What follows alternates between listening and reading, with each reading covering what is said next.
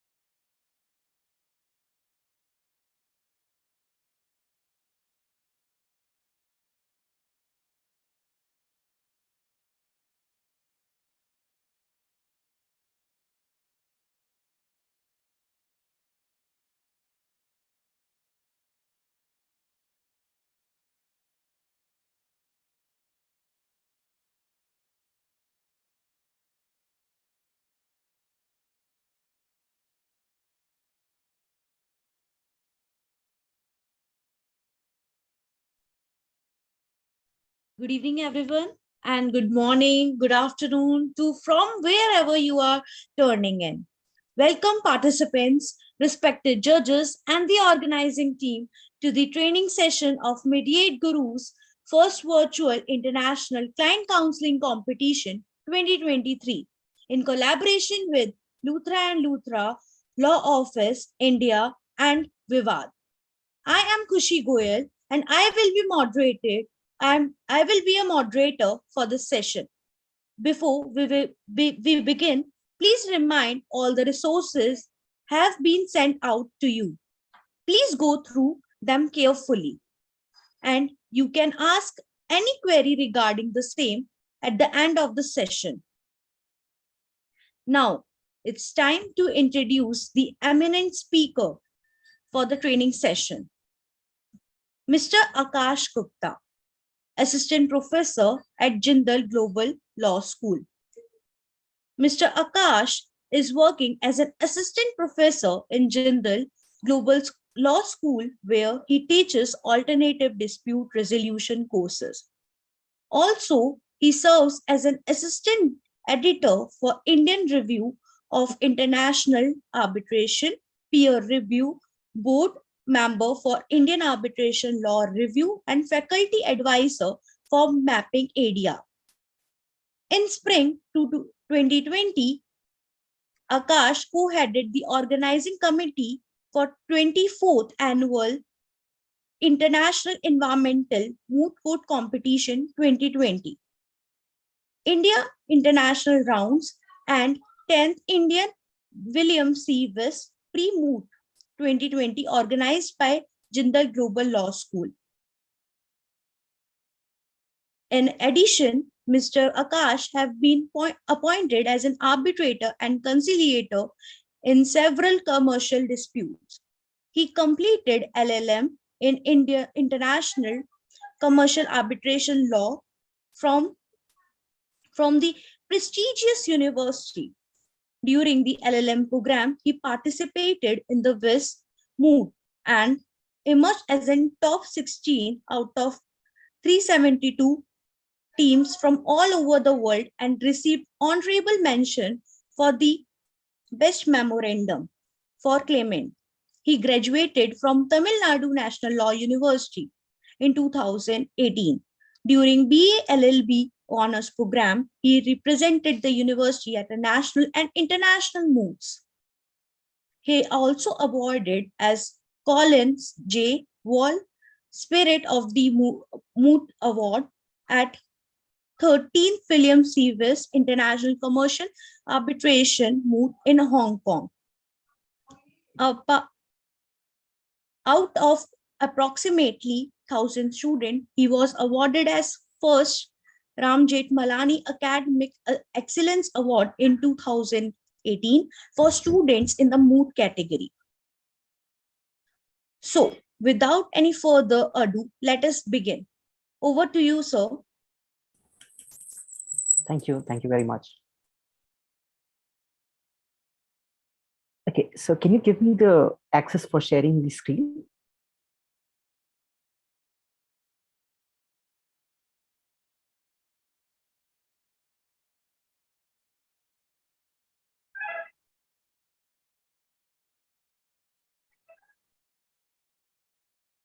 I don't have the access to share my screen. Can you please help me with that?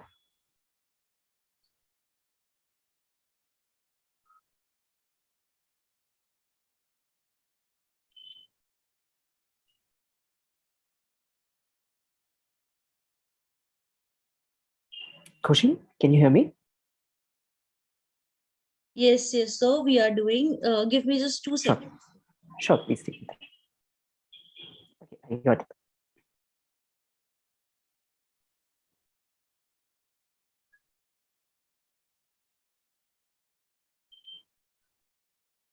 Just give me a second.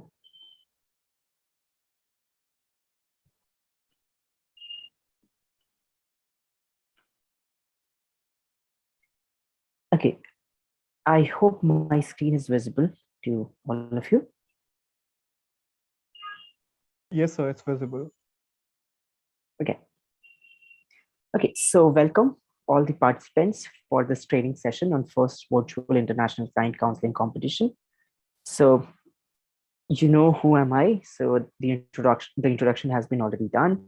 So in this session, the idea is not that I'll be telling you what happens in a client counseling competition. The vision of this session is that we can have some discussion. You can ask me any questions at any point of time with respect to the competition, like how better you can perform in a competition like this. However, I'll have some of the pointers which I want to share with you, which comes from my experience of judging and participating in these competitions.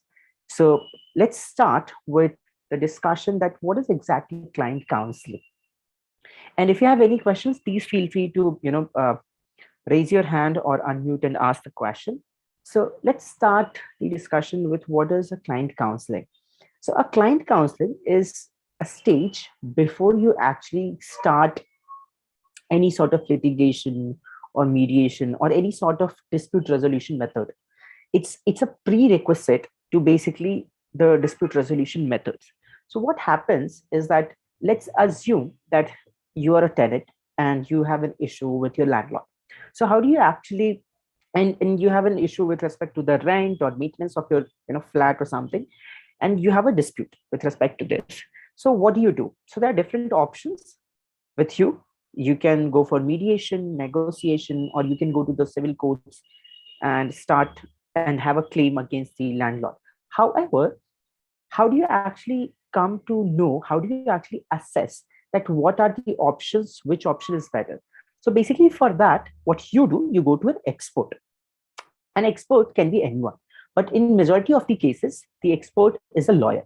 So what you do, you go to the lawyer and you actually talk about your issues. So basically this stage where a lawyer and a client sit together and discusses, and there is a counseling which is done by the lawyer to the client, is called client counseling. So the idea is not that the lawyer should decide what the client should do. The idea is that the lawyer, the counsel, should counsel the client that what are the different options, what are the potential solutions to that, how effective those solutions can be, what are the different ways through which you can actually resolve this. So that is called client counseling. So basically this client counseling competition is more like a simulation of what we have been talking from a real client counseling perspective. So some of the prerequisites when you start the session, in your opening statement, you have to make sure that you talk about some of the general rules. Some of the general rules are like confidentiality, that whatever has been discussed in between a lawyer and a client is confidential. Unless until you have an express authority from the client, you can't leak any of those information. You have to reveal the potential conflict of interest. So let's say that you are representing the tenant, and what if that you are a blood relative, your immediate relative is actually is the landlord. So can you be a non-biased person in that particular scenario? So the idea is that you have to check the potential conflicts of interest. You have to check upon the fees. You have to make sure that what are the procedures for making the payment. So all of this needs to be discussed at the first stage. So these are all the preliminary issues which you have to take into consideration. But before we get into these, you have to actually start with an introduction session where the lawyer introduce themselves, the client introduce themselves, and then they talk about each other. That the lawyer tells, like, this is my number of years of experience. I have been dealing in these kind of cases, and I have done this case, I have done that case. But it shouldn't be very long, because it shouldn't be a bit boring for the clients. But you have to tell, and you have to gain the confidence of the client that I'm the one who can actually help you out in this particular legal dispute. So all these things need to be done at the first stage. And the client should also give the introduction, that who are they, why they have come to this particular lawyer, what is the issue at hand. But it should be a very short story of the client at the beginning stage. Now, attorney-client privilege is the same as confidentiality. We all know about this. And let's say that there is some sort of confusion when you are actually having this introduction session from the counsel, from the client. So whenever you have some sort of confusion, please stop and ask for a clarification. And it's always better to ask for clarifications. You try to paraphrase, rephrase what they have said, and ask them that, is that correct? Did I understand you correctly? Is that what you're trying to say? So all of this actually helps you to make sure that both of you are on the same point. Otherwise, there may be a chance that sometimes we think that we have been, our minds have been meeting. However, there are two interpretations to the same thing. So please make sure that there is no confusion left. And conflict check is something which is very important, because if there is a conflict in between the counsel and the respondent, and in that case it will be a chaotic situation, because the lawyer may be related to the respondent. So it's better to check at the first instance, and all of this is actually the job of the lawyer to make sure that there is no conflict. Okay. Is there any question before we go to the next point? Anyone? With respect to the introduction session? Sir, can you please explain the last point, the conflict check once again? Okay, I'll give you a very simple example for this. So let's say that, you go to a lawyer, you're a tenant, and the lawyer is X, and the issue is that that particular lawyer X is a blood relative or an immediate family member of the person against whom you want to have a case. So basically, your landlord is an immediate family member of the lawyer. So do you think that in that case, the lawyer will be able to fully discharge their duty? So you have to check that there is no conflict as such with respect to the other side. Do you get it? Because if that is the case, there may be a chance that at a later stage, you'll say that this lawyer has not discharged the full obligation while representing me in this particular case. So it's better to actually check. So if you connect to this, in a lot of ADR cases, when you appoint a mediator, when you appoint an arbitrator, this is something which you have to take into consideration, that somebody whom you are appointing shouldn't have a conflict with you. So this is something which you actually tell in the beginning, in the introduction session, which actually, which gives you some sort of points that that there shouldn't be any conflict in between the client and the counsel as well. Is that clear now? Yes, sir. Yeah. Excuse me, sir. Yeah. So I have a query with respect to the format of the immediate competition. Should I wait till the very end, or can I pose the question now? With respect to the Format. I didn't get you. With respect to the With format respect of the with respect to the format of the competition that we're going to take part tomorrow, sir. I'm not sure. I think you can, if you want, you can ask now. I'm pretty much sure that there'll be some organizing team member who will be able to answer your question. So it's just a small query. Like you stated, there's attorney-client privilege, but with respect to tomorrow's competition, both the clients and there are 4 people in total in one room, and there are 2 clients and 2 counsels in one room. So Yeah. how does that exactly work, sir? No. Okay. So the idea is, when we talk about attorney-client privilege, the idea for this particular competition is more like that whatever you are going to discuss in the competition shouldn't be. So let's say that you are, you are one of the client, I'm one of the counsel. So whatever we talk, all 4 of us, is confidential. That shouldn't be leaked because all 4 of us are discussing. So there is no attorney-client privilege when you actually talk in front of the respondent, attorney and client. You get it? Yes, sir. So in general, so let's say when you talk to your attorney, when there is no respondent in front of you, everything is confidential and between the attorney and the client. But when all 4 of you sit on a table and start discussing the issues, in that case, whatever you discuss, in all 4 of you, you can't leak it outside, this particular domain of, the 4 people. That's what I mean. Is that Sir, I have a query. Sir, I have a query. Sir, can you please throw some light on the role of client? Okay, so the idea of role playing as a client in the client counseling competition is, the first thing is that a client should not role play as a counsel, because a lot of time I have seen that what happens is that a client starts arguing, citing some of the cases which helps them in the client counseling competition. So one thing which you need to focus is that a client should behave like a client. So let's say if it's a dispute with respect to the rent, you have to talk about what are the difficulties you are facing, what are the issues at hand, what are the 2 or 3 issues which you have in mind, which you want to be resolved through some sort of dispute resolution. And you have to tell them that how you can actually offer them, or how you can actually resolve it in a better way.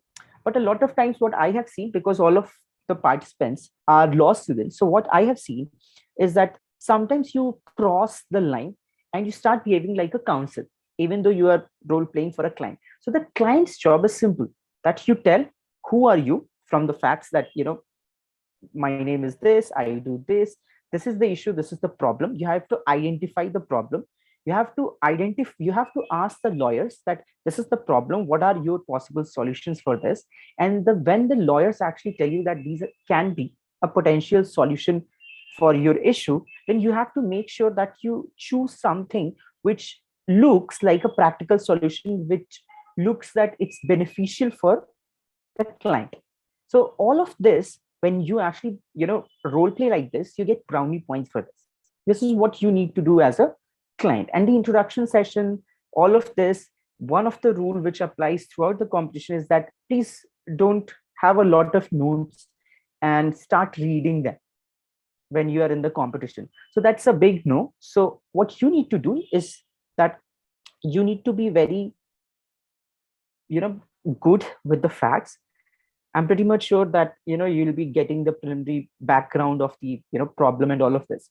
So you shouldn't be like looking at your notes. You shouldn't be confused at what the clients want, because you are the client. You have to take a call right there that what is that you are seeking, what is the problem, and what are the possible solutions which you are ready to accept. So you have to behave like you are a client, and you shouldn't act fakely that it's just a simulation and I don't care like what happens to this client, because anyway it's a simulation of a client counseling. So you have to make sure that you remain in the character, and for all of this you get points as a client. Any Good. doubts with this? Sir, actually, particularly for this competition, so there are two people representing role of a one person.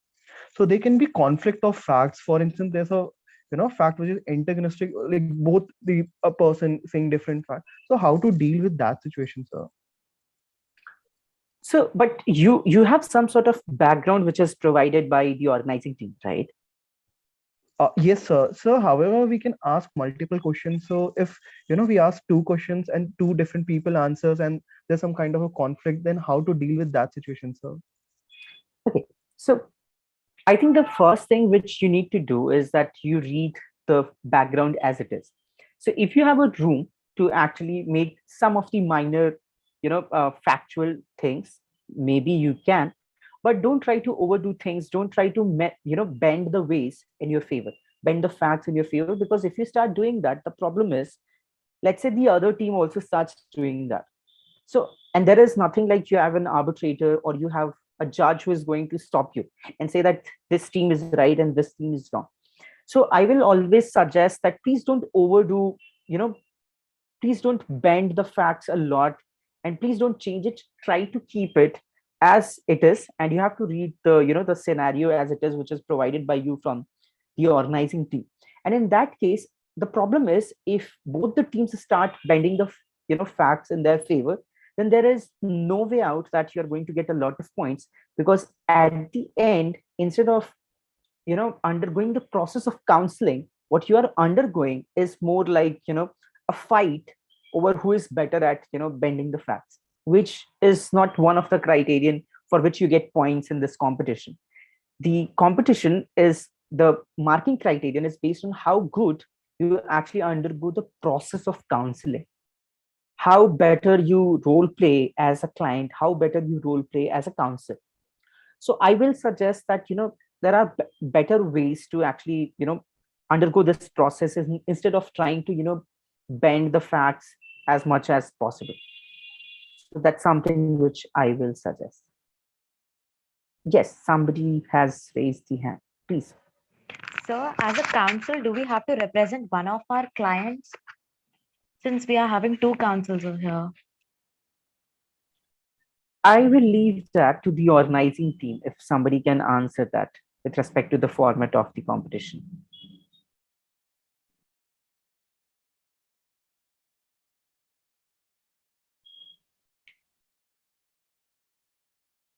Sorry, can you repeat the question, please?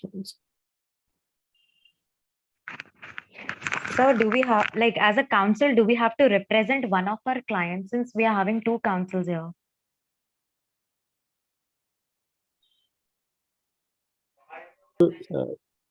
Yes, each council has to represent one client.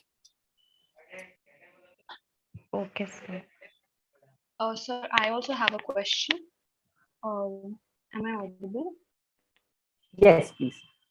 Yeah. So who will decide that which client with which council will represent which client?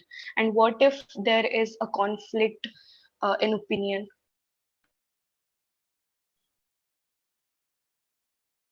Does somebody from the organizing team wants to answer this?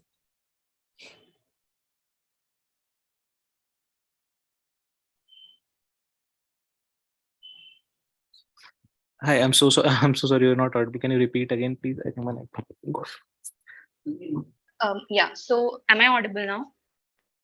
Yes, you are. Go ahead. So I basically had two questions. The first question is, who will decide that which council will represent which client, like client number 1 or client number 2? The second is, how will it be decided that out of the two clients, who will represent which character? Like there are two characters given in Yeah, this stimulation. got it. So as you know, we are letting the clients in the room 15 minutes before the session starts. So during that time period, the clients can decide among themselves which part they want to play. So those 15 minutes prior are for these decisions only. Excuse me, sir. I just had one doubt in that regard itself. So the clarifications released said that councils don't get to pick sides, and we have to advise both the clients.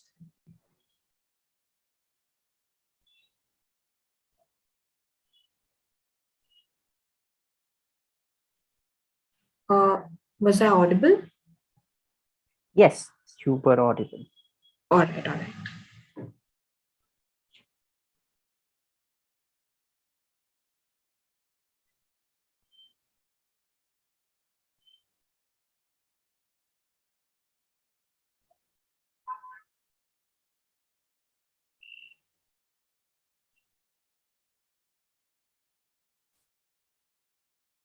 Can I suggest one thing, that can I finish the presentation part? And if you have any questions with the presentation, please feel free to ask. And with respect to all the questions which you have with the competition format, we can keep that at the end if it works with all of you. Okay. Yes, sir. Perfect. Yes, sir. Sir, I have a doubt with regards to the competition, not the format, but just a general doubt I have. Can we keep that for the end? Okay, sir. All right. Yeah, thanks. Okay, so as a client, what you need to tell to the lawyer is your story, your side of the facts, like what has happened and what's the reason that you are here in front of the lawyer. Okay, so all the informations which you have related to the dispute is something which you have to relate to the council, because unless until you supply the facts to the council, there is no way out that the council will be able to provide any of their views to you. Okay, so you have to supply all the information: who is the opposing party, what has happened, what is the exact dispute, what was the date and exact time of the issue, or like what was the first time there was no rent paid, or when you paid the rent there was an issue with the maintenance. So you have to tell everything. You have to tell what is the respondent side view of this particular dispute, whether they want to go for a settlement, whether they want to see you in court, whether they have a counsel, or whether they are not even responding to this particular issue. So all of this is something that you need to tell to your counsel. And as a counsel, what you need to do is you need to understand all of this. So you have to actively listen, make notes, try to make sure that you have identified the client's goal. Because if you haven't identified the goal, there is no way out that you're going to provide for some sort of solution which will be agreeable or acceptable by the client. And as a counsel, you make sure that you recap and you summarize what the client's story is. what are the client's issues, what are the client's goals, what is that the client seeks from you, so that both of you are on the same page. Okay. And the next stage is where the counsels actually analyze the client's problem. Okay. So the first part is that you understand the problem. The second part is you have to provide for a solution which is legally sound. So you have to apply the law and make sure to find out what are the potential solutions to the client's problem. If there are some sort of documentations which you seek from the client, whatever information relating to the problem they have with respect to some documentary evidence, or if you have some papers which you want to review to give a better understanding of the problem, you can ask for that. And make sure that the client and counsel does not mismatch the characters. This is something which we have discussed previously. And then when you actually provide your views to the clients, and then you shouldn't be somebody who should be deciding what the client should do. So you have to give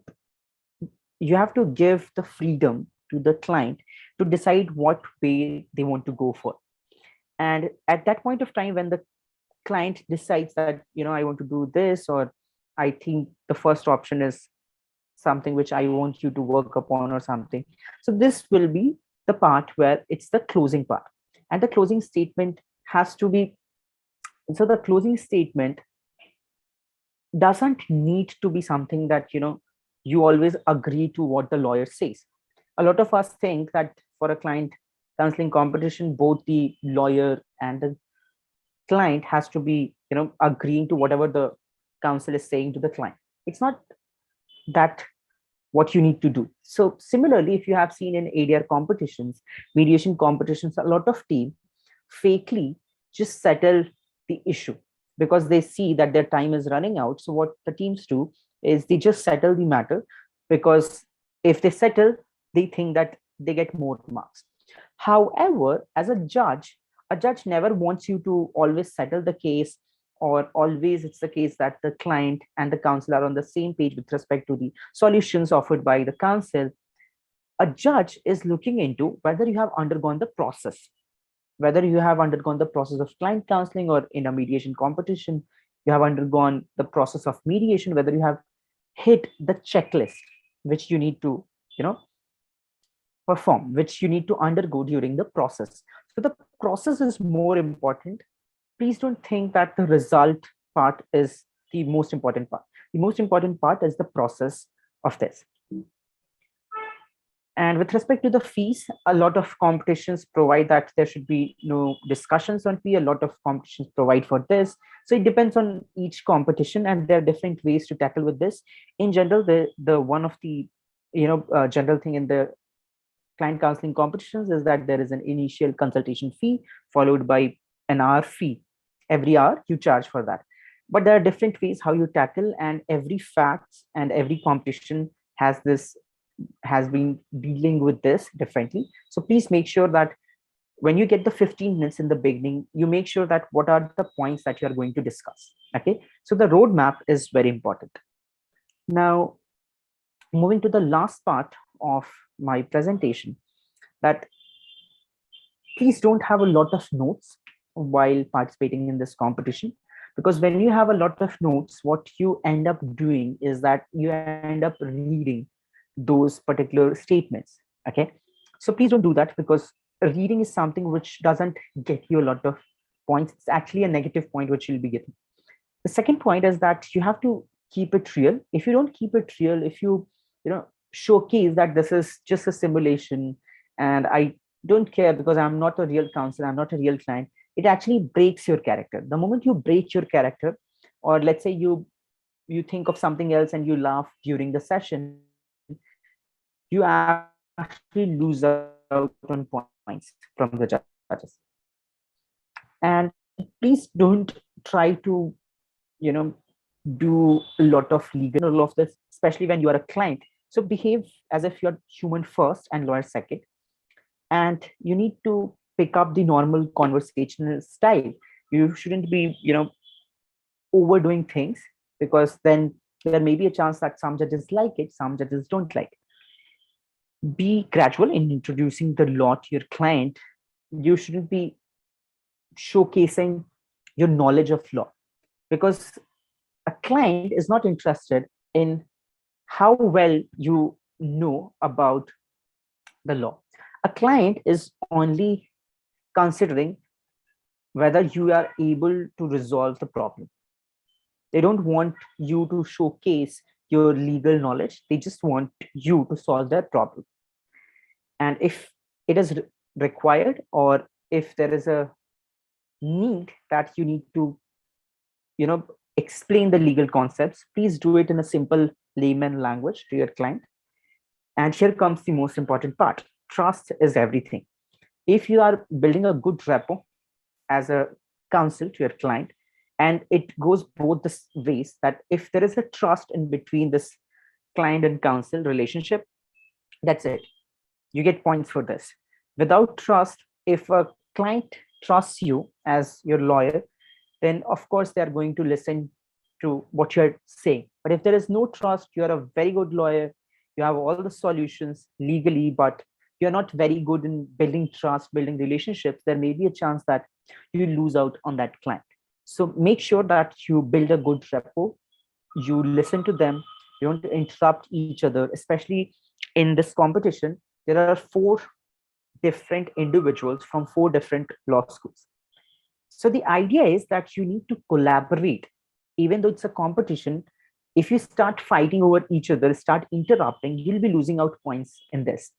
And of course, there is one of the marking criterion, which is there in all the competitions, that how cordial, how collaborating you are with the other members in the discussion in the session. And never guarantee the effectiveness of a suggested solution as a counsel. Okay. And as a client, you shouldn't be forcing the lawyer to do something which is unreal. Okay. You shouldn't be asking for a particular remedy, which is not even, legally sound, which doesn't make any sense for even a common man. So it works both the ways, that a counsel shouldn't guarantee the effectiveness, and as a client, they shouldn't be, asking for something which is unreal from the counsel. And let's say that the problem provides for the background, which is with respect to consumer law, or let's say health law, or something like this. So you need to focus on that particular domain. You need to do homework of that particular law, because if there are in-depth, background problem, which is released just like 10 minutes before the round starts, and if there is something which is, quoted by the other counsel, you need to be sure that you know this. So you have to do the homework for this. Excuse me, sir. Yes. Actually, sir, one of the participants is trying to take entry in this meeting, and she is unable to join.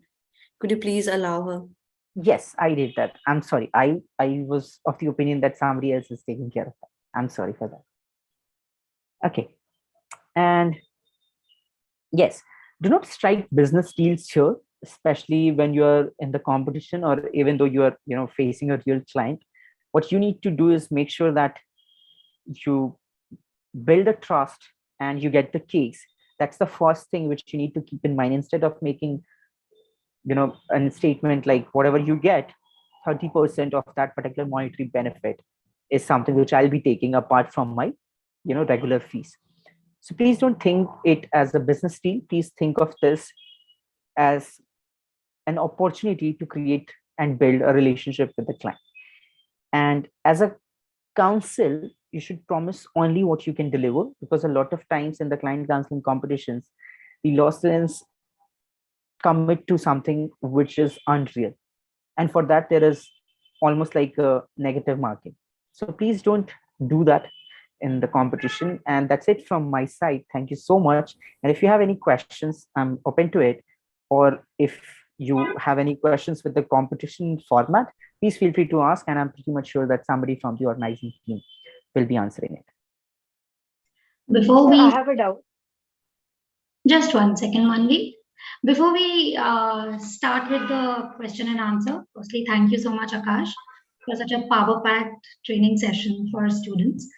I'm sure that the tips that you have provided will prove immensely useful for all the students and other participants of this training session. I welcome all the students here, students as well as the judges who are attending this training session to this client counseling competition. It's a pleasure to organize this competition with Mediate Guru.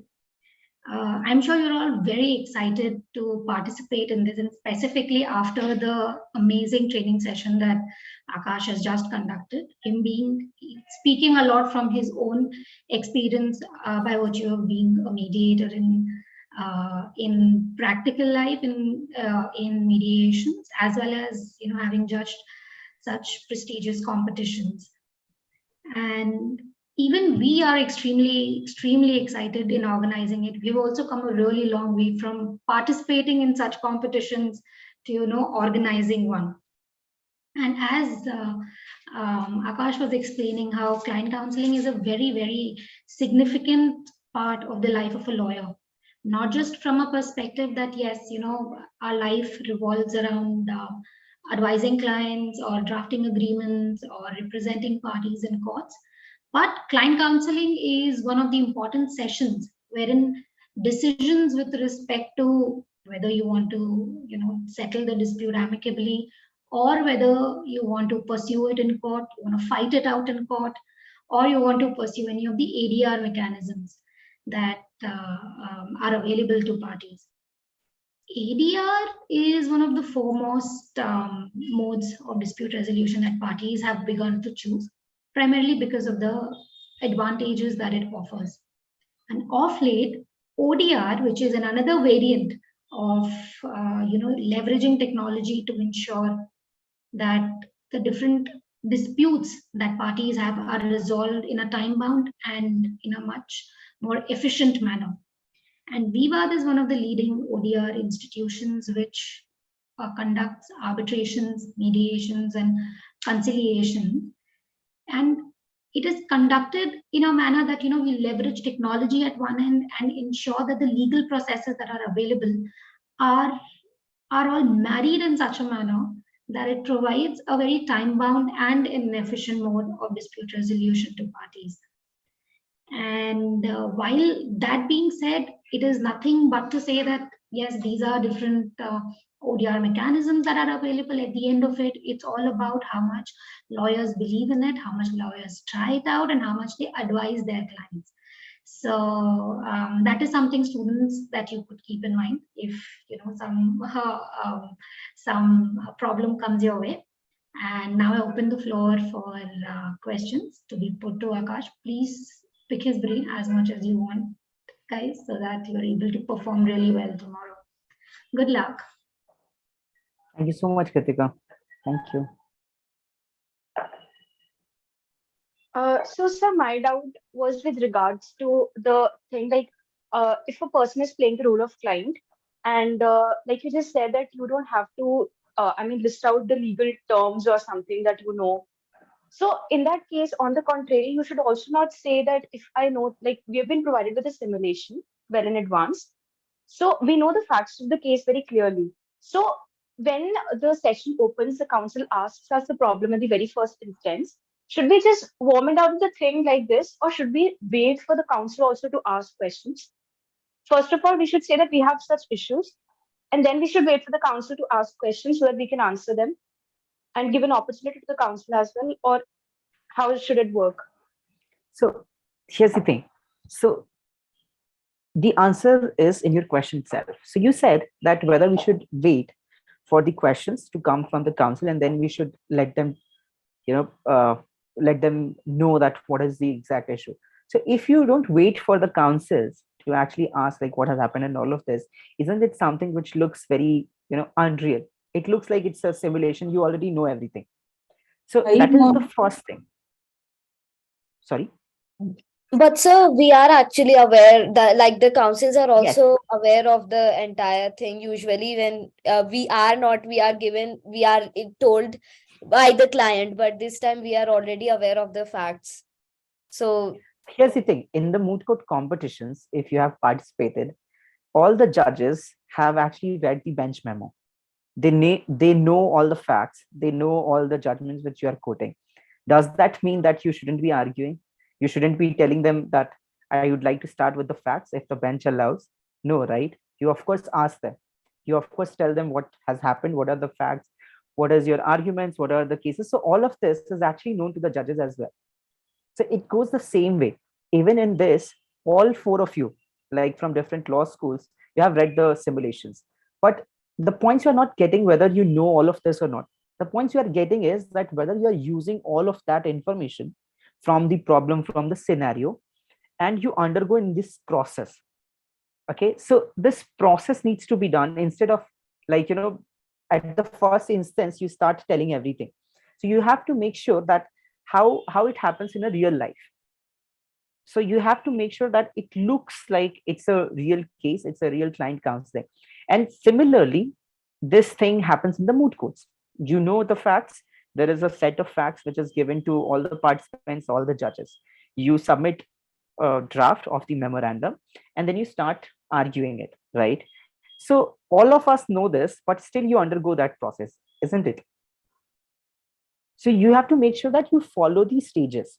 That once you are in the room, you have an introduction session where all of you introduce yourself that, hey, hello everyone, my name is this, and I have this, I'm working in this place, I'm residing at this place, and this is the issue I'm here, and I'm looking forward to discussing this issue with you, and and try to see what options do I have.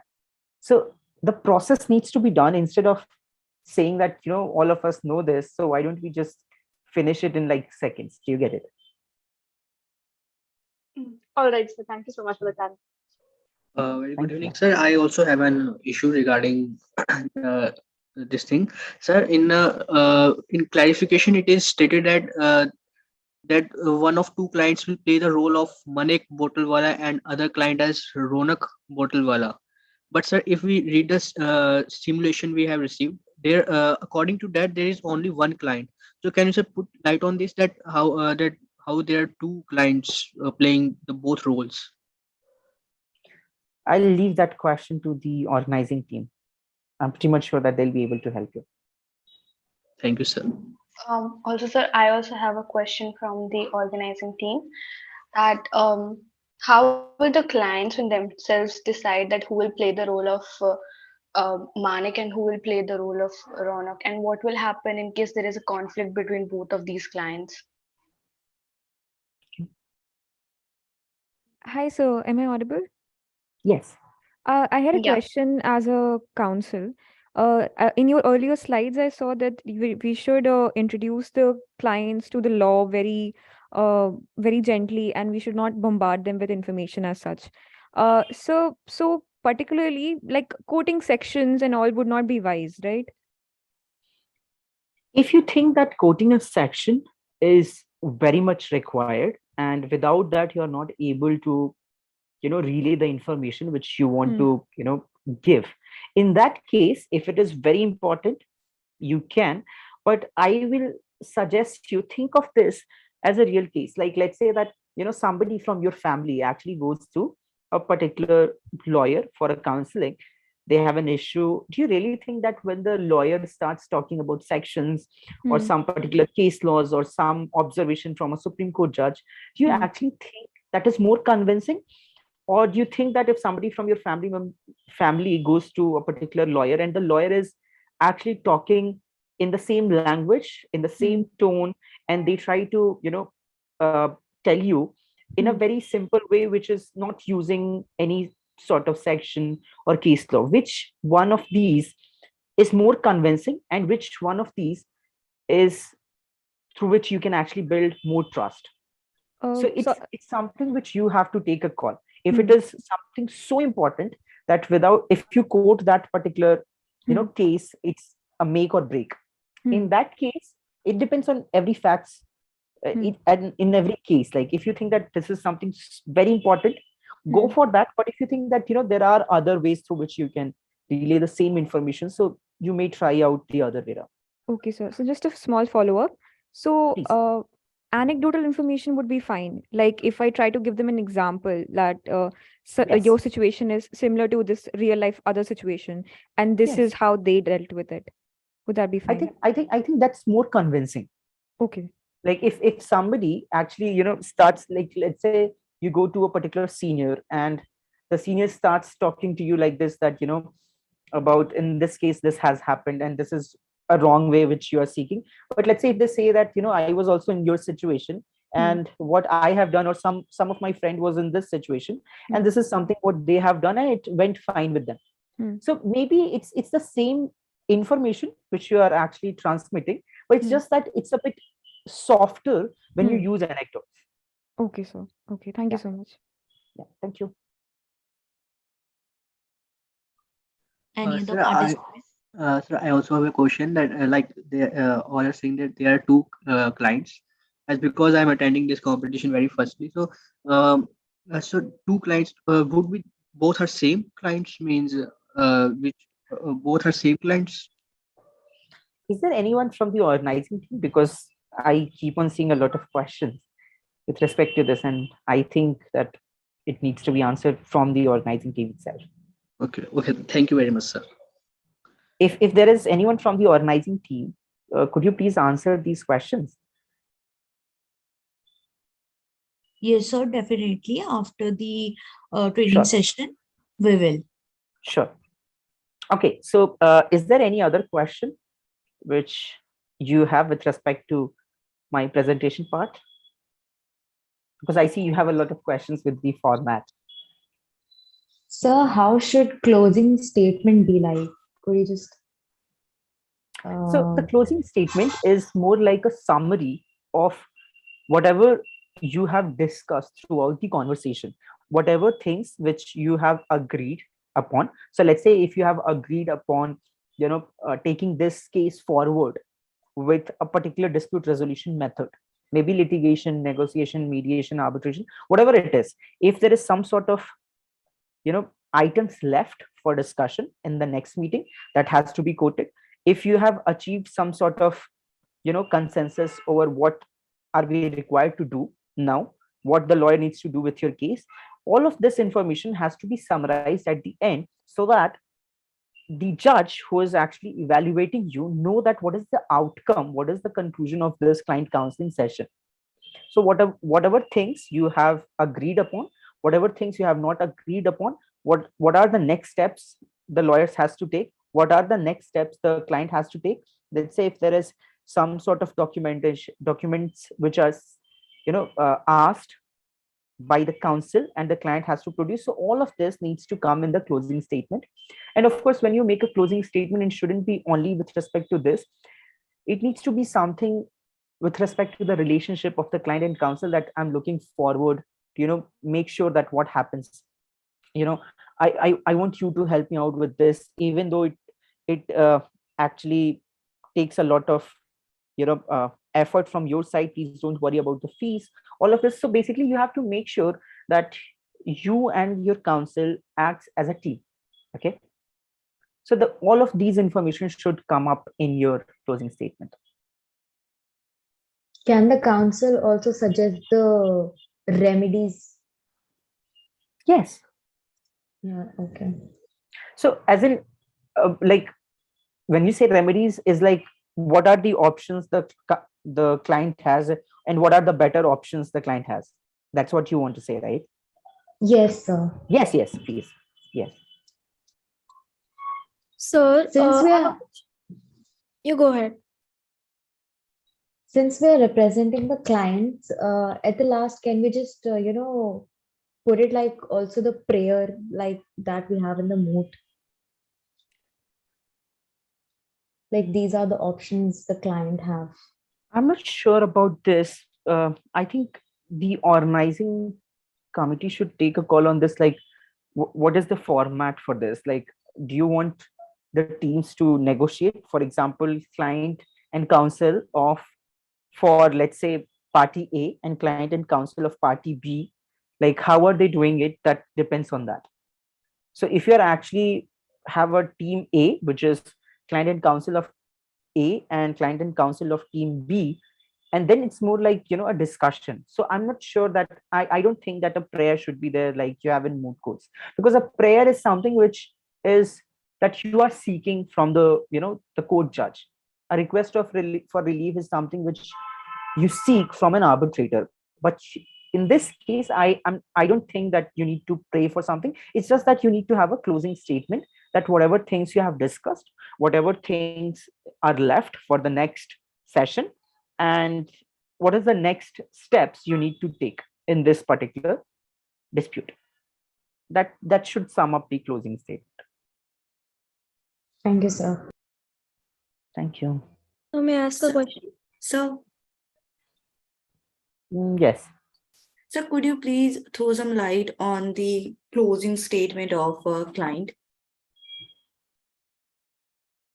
I think I have covered this in the first part itself, where I said that as a client, you have to make sure that whatever the suggestions which are coming from the council, you have to take a call on that, that what is that, whether you agree to that or whether you want them to relook into this. And you have to summarize that why you were sure and whether this counseling is actually helping you out, or whether you want to leave this counseling, whether you want to go ahead with this counseling, whether you want to agree to the council's view, whether you want to go for a settlement, what is that you are going to do afterwards in this particular dispute. So all of this is something which needs to come up from the client, because at the end the ball is in the client's court to decide what they want to do with this dispute.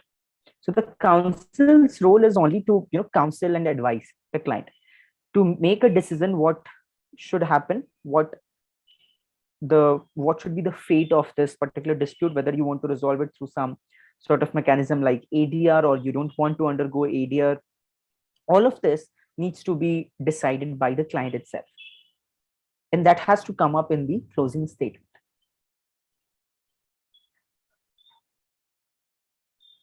So, sir, is the client supposed to tell them at the end itself that they won't be going ahead if they are not satisfied with the solution? So if you don't, so yes, of course. So the client has to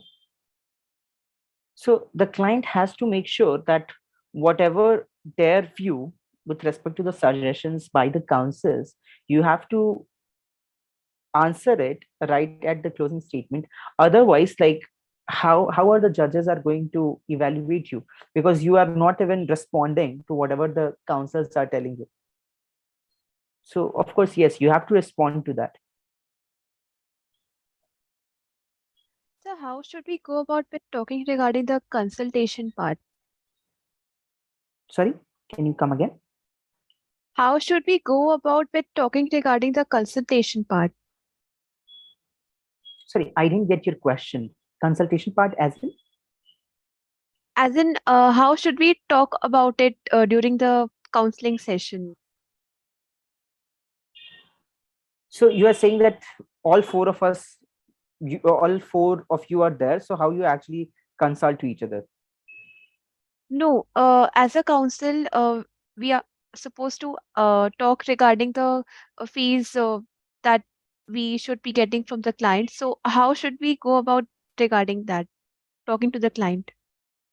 I think with respect to the fees and all of this, you shouldn't be making a fuss out of this, because the idea is that you shouldn't be fighting over this, because this is more like a non-issue. Because at the end you have an issue with respect to something like a rent, or let's say in your case there is some issue respect to a particular field of law. So that is something which is more important, instead of actually deciding on these issues.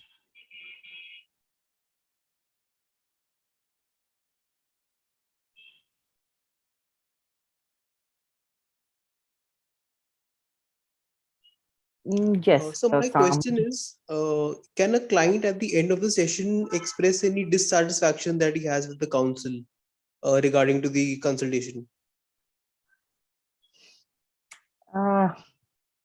See, there are two things. One is that you say that you don't find the solution helpful, and showcasing your dissatisfaction or saying something which is a bit offensive or a bit rude to your counsel doesn't get you points.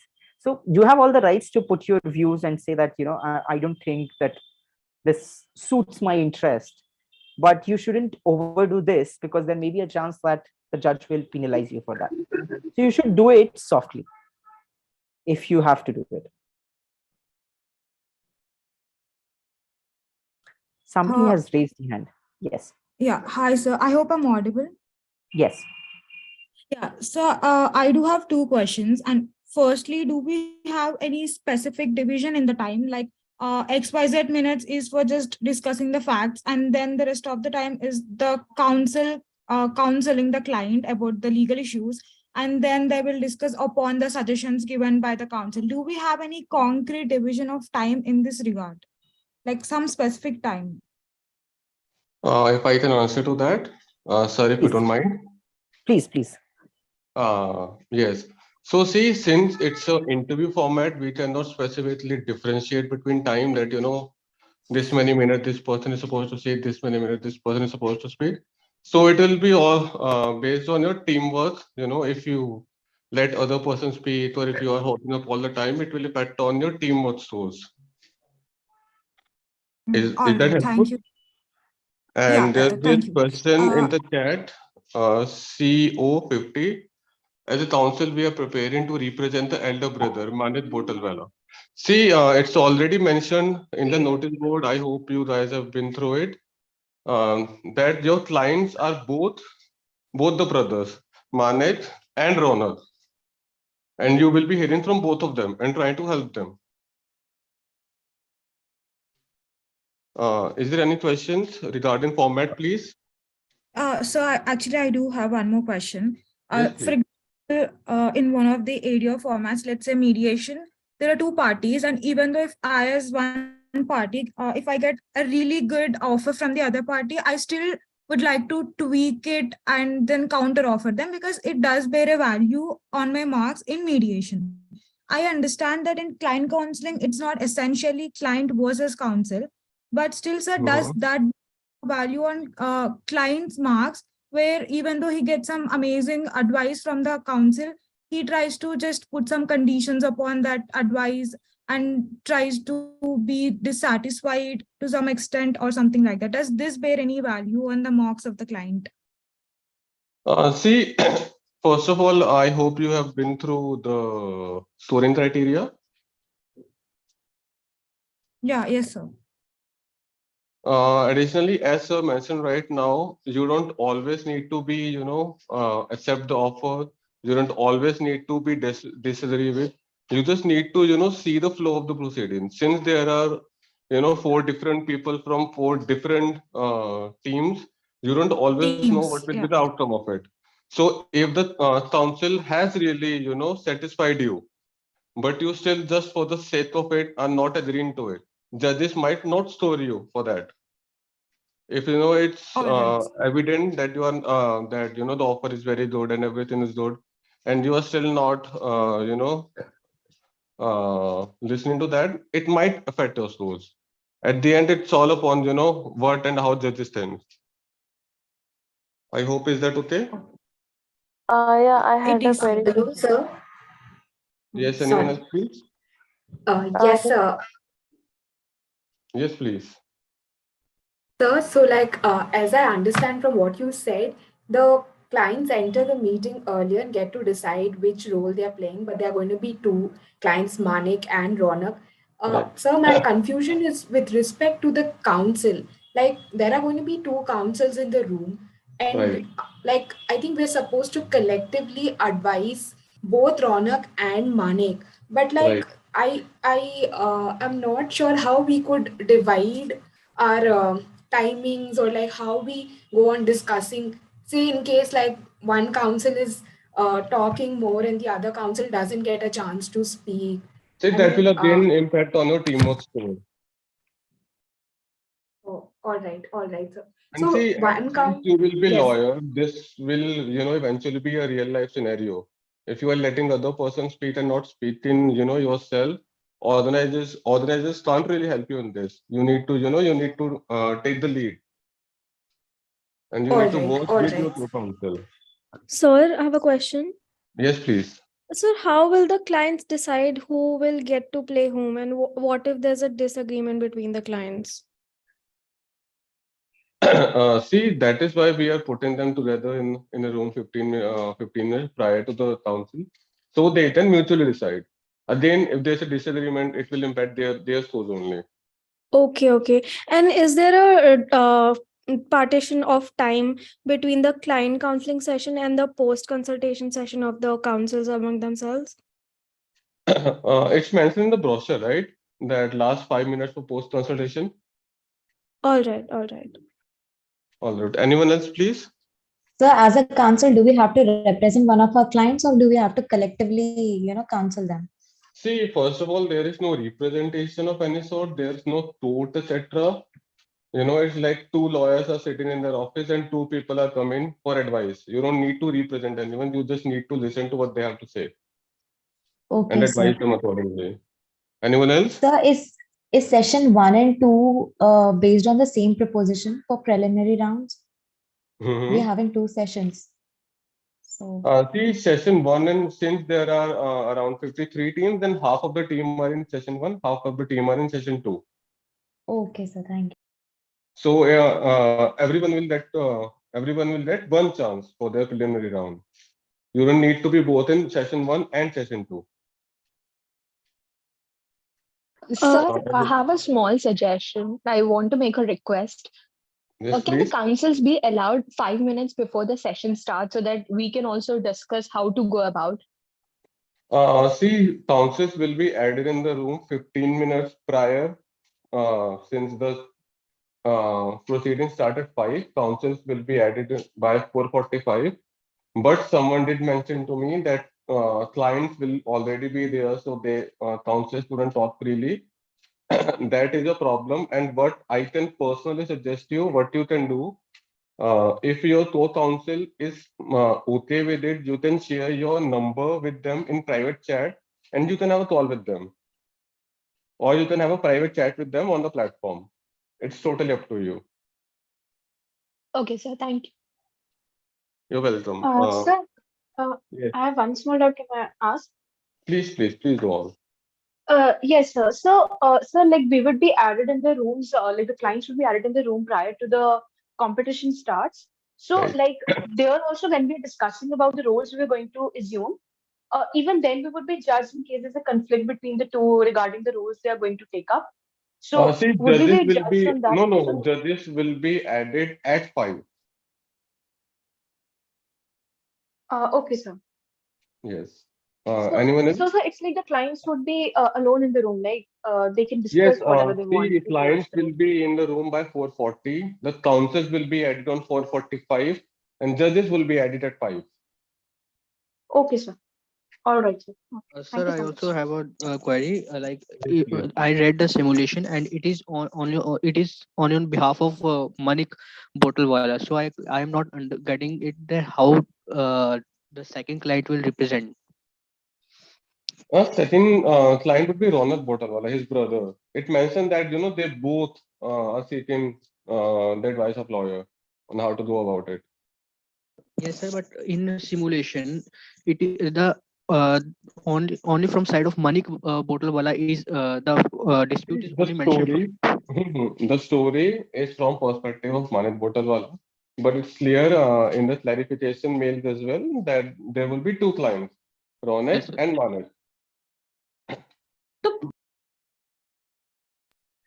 So, but Yeah, you go ahead. So, yeah, sir, I just wanted to say that even if they are, if the clients join 15 minutes before, there will be conflict, obviously, because facts are given just from Manik's side and not from the other side. So everything that his father is didn't have that intention of making the cafe, everything is given from his side and nothing else is given from the opposite side. So won't it be very difficult for the clients to agree upon that one will be playing a shorter role than the other?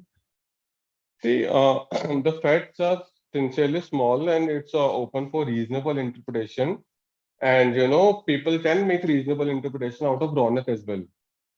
So can we add The facts are majorly based on the business activities and what is going on in the firm, not from the personal perspective of Manik.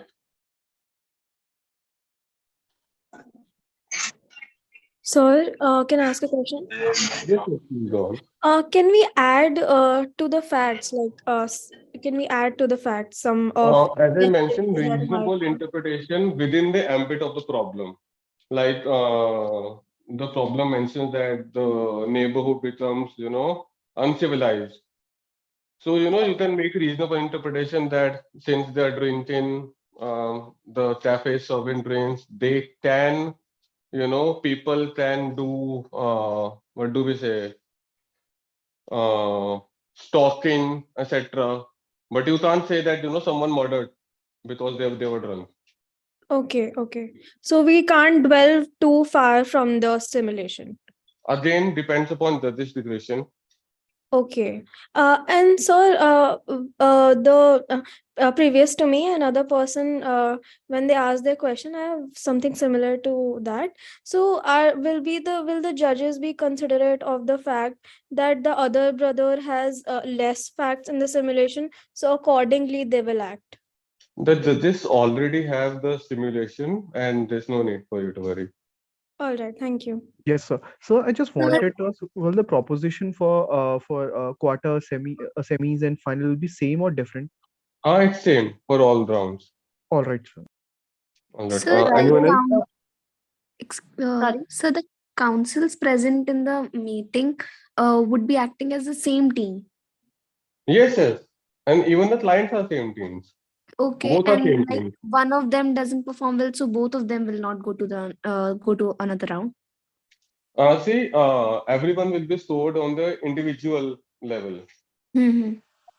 Like, Okay. see, if you are a council with another council, you both will be as the same team, but judges will mark you as you only, not as a team. If you are doing your best and your co-council is not doing your best, you will qualify rather than your co-council. So, but a follow-up question to that: do the councils have to work collectively in that simulation? As I mentioned, there are scores for teamwork. So, can a council talk to both the clients? Council can do as you please.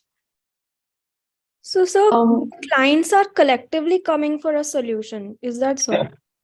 I will mention this again. Example, a scenario: two lawyers are sitting in an office, and two clients are coming to them for advice.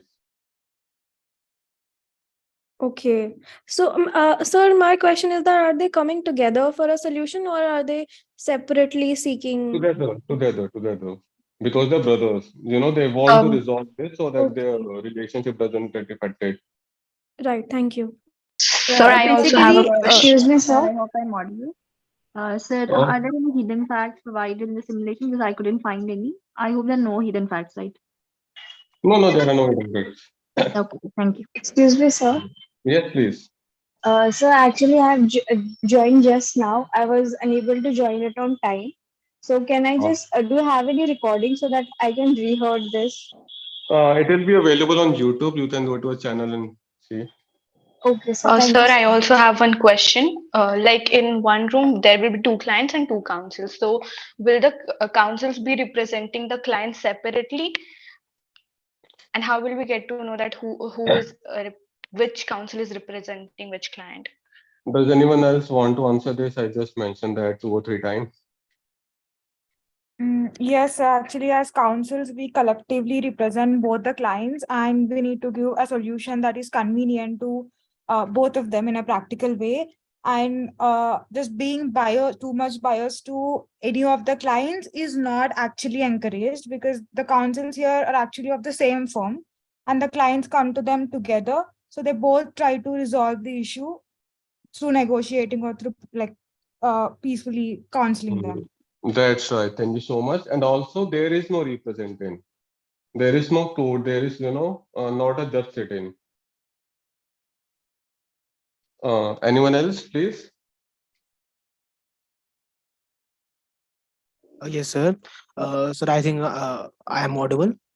Yes, you are. Please Yes. go on. Sir, as you have stated that the councils are representing or maybe not representing, they are just for a common solution. They just want a common solution. But as sir, as I'm a client, so sir, we are just we are the two different things. As one is Manekwala and one is Right. Ronak. They both want two different things as per the simulation. One the Manak want different thing and Ronak want different thing.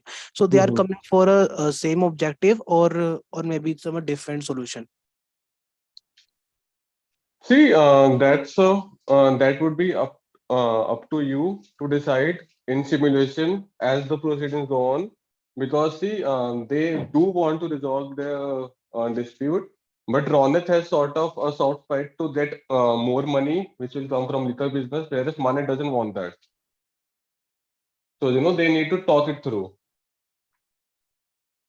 Okay, So sir. I have a doubt as well. If they talk it through the client counseling session, would it not be a negotiation or a mediation session? See, If at the end of the day, it's the duty of counsel to resolve disputes, whether in court or in their chambers. Yes, sir, but this is a client, then it would not necessarily be a client counseling session, but a session to resolve the differences between the two partners. So if in future you go for a dispute to a lawyer and that lawyer gives you solution, would you not take it? Yes, I would take it, but then the format of the competition would be different then. See, it's all about compromise at the end, and further, if they do get to a compromise, they will still need to figure out what to do with the third party, right? And for third party, they will need to get a legal solution. All right, understood. Sir, Alright. what So to if clarify your answer, sorry, please go ahead.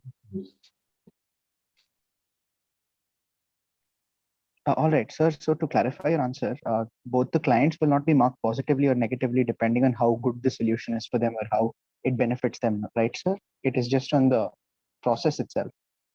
Exactly. It's all about the process, and if you are disagreeing to a good solution, then you would be marked on it. If you are agreeing to a bad solution, then again you might be marked on it.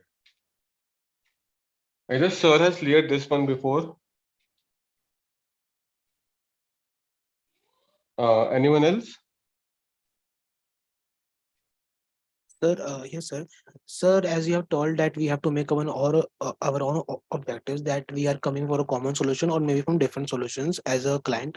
So, if meaning if it's supposed to be that we are from a different perspective going towards a lawyer, so in that case, the arguing between ourselves will give us a point, or meaning that will be a negative marking, as supposed to be that I am on one side and my brother is on other side. He wants something else and I want something else. So if I meaning stop him in between that you are wrong on your part and I'm right, just acting as a client. So that will give me a point or maybe take a point for me.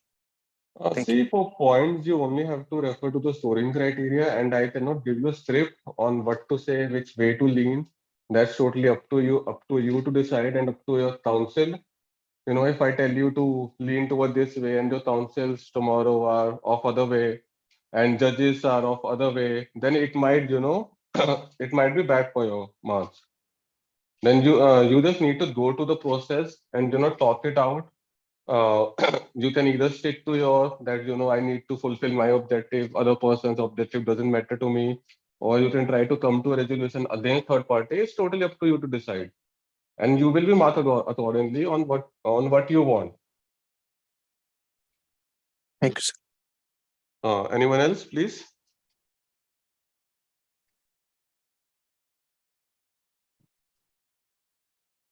Thank you, Param. Thank you, participants. Thank I you, would Sushi. like I would like to thank Ms. Kritika and Mr. Akash for enlightening the participants with the valuable time, as well as the Param. Thank you so much for solving the doubts of the participants. I request the participants to join at time tomorrow. I am sure you will do exceptionally well. All the best to each one of you. See you tomorrow. Thank you so much for joining in. Thank you, sir. Thank you, ma'am.